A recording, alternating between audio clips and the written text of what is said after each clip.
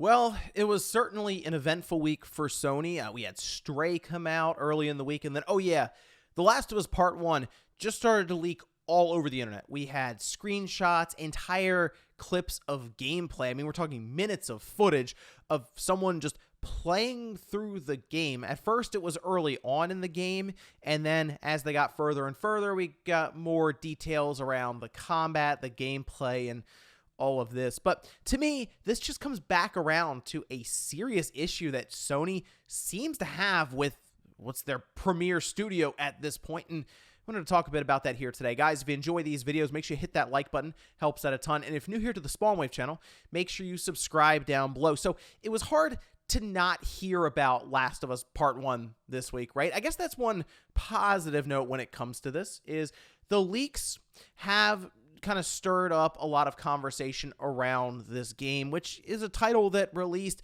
back in 2013, then again 2014, and now it's releasing in 2022. That's been an entire conversation on its own when it comes to if it's worth buying the game, the improvements and the things that didn't get improved, all of this. So I kind of want to set that aside for now because I really wanted to go over just Naughty Dog in general having such a hard time preventing any kind of leak. And of course, we know what happened with Last of Us Part 2, and that was massive, since clearly they were trying to keep the plot details under wraps, as you would want to with any game that has a heavy narrative, story-driven experience.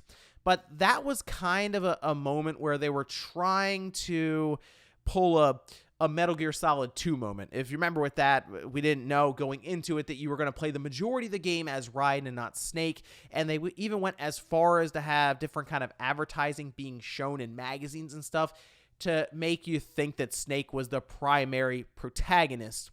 In this case, though, we know that Naughty Dog and Sony, they altered some of the trailers ahead of time to make it look like that Joel was further in the game, and then they were obviously setting us up for that big like twist reveal early on in the game.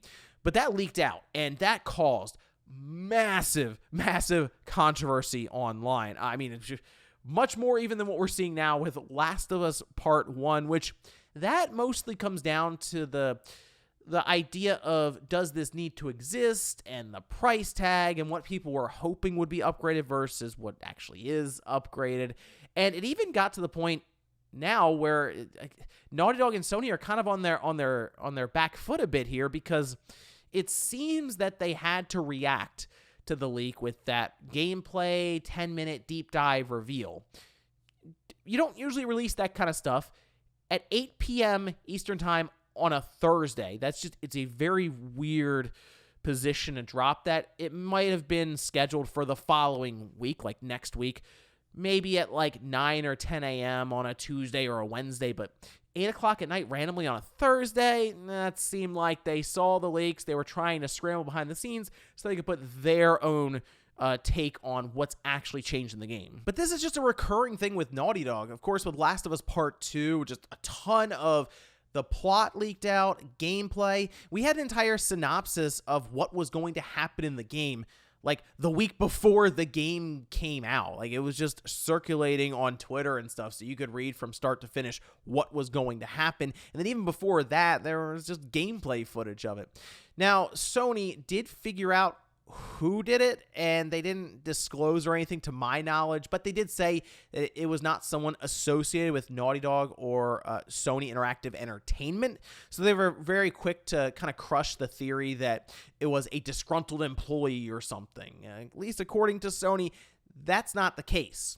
So again, I wonder how that got out there in the first place. The only thing I can think of are QA testers who just had a build of the game, and they said, hey, one way I can go viral is by releasing footage of Last of Us Part 2. Oh, wow, look at this plot detail that's going to probably annoy a lot of people. Let's put that out there.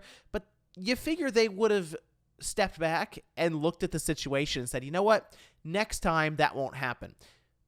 The entire game leaked out before Summer Game Fest, and now it's leaked once again. And it still kind of comes back to the idea that, is this like a QA tester that is leaking this stuff? Because technically, every Last of Us game has had some sort of leak associated with it. Even if you go back to Last of Us on the PlayStation 3, people forget that there was a demo for that game. It was part of God of War Ascension. That's one way to make God of War Ascension actually feel like it's worth the money there. But that was something that happened back in the day mostly. Like, some games would just come packaged with a code for a demo. The original Crackdown did this with Halo 3 as an example, but Sony did it with God of War Ascension and Last of Us. The only problem is people started to data mine the Last of Us demo, as what happens more frequently now than really back then, and they found out all the different details around the multiplayer for factions in that game, right? And that was something that Naughty Dog was pretty tight-lipped about up until that point, but the details got out there, and there were all of them. And then 2 days before they did the reveal, like, the trailer just leaked online somehow. And the biggest thing now is there were some sales figures that were revealed for Last of Us Part 2, about 10 million copies sold. And to me, I mean, if you see a game sell 10 million, that's pretty good, right? Well, we do know that Sony has some pretty high ambitions for their first-party studios and releases.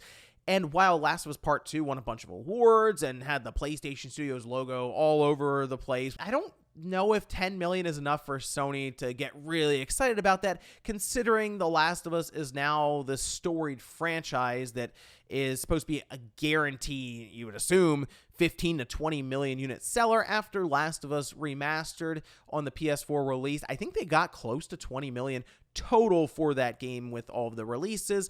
And Last of Us Part 2 clearly will continue to sell, and we'll probably see a bit of a spike when this show comes out, but it's definitely trending downward in terms of sales from the first one. And it comes back to the idea that the leak that put out the plot details and had people fighting before the game even came out, if that affected the sales of the game. Because I assume it did. I mean, there were some people who were really mad at some of the stuff that was out there. There's no doubt in my mind that whether you love or hate the direction and plot of Last of Us Part 2, that moment early on in the game would have left such a lasting impact on people who didn't have it spoiled for them ahead of time. I mean, that was something that would have come out of left field and had that real shock value. I can't imagine that helped things much, right? And you could say, well, they were being transparent then about the plot. I may have bought this game and then been really frustrated with my purchase, but still, when these developers, these publishers, creators, they make these games, it's not so that they can then get leaked out ahead of time and potentially ruin the surprise.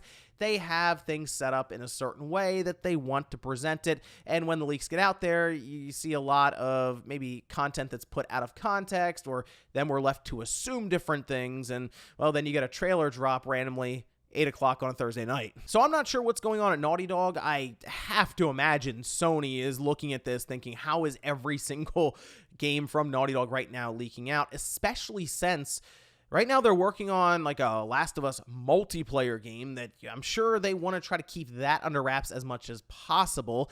And then there's a new intellectual property they're working on, and if there's anything they do not want to leak out, it's that. Leaks can really damage that if it's put out there as like a, oh, what is this? I don't get it. Like, remember when Mario Rabbids got leaked out from Nintendo and Ubisoft, and everyone's like, oh, that sounds terrible. Oh, who wants that? And then they show it, and it's like, I guess. Then it comes out, and it's actually good, but they had to win us over after we heard about what sounded like this very weird idea because we're picturing and assuming what it would be. So now more than ever, I have to assume Naughty Dog and Sony are trying to figure out this serious problem they have. But let me know what you guys think about this, specifically the fact that Naughty Dog can't seem to keep their games from leaking early. And where do you think these leaks are coming from? You believe they are QA testers, or do you think Sony's trying to throw people off and say, oh, it's definitely not a disgruntled employee, but maybe it was someone a bit closer to the studio than they're letting on? Thanks, guys, for watching, and I'll see you next time.